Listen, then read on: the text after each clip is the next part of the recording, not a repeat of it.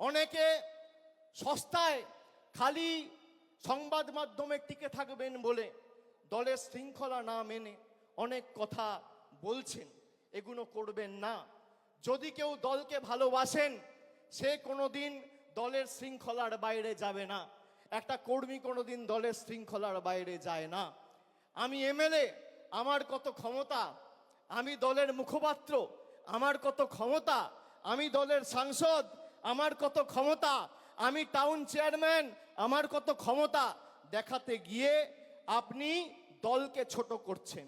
আর যারা এই কাজগুলো করেছে, একদিকে ভালো হয়েছে, তাদেরকে চিহ্নিত করা গেছে।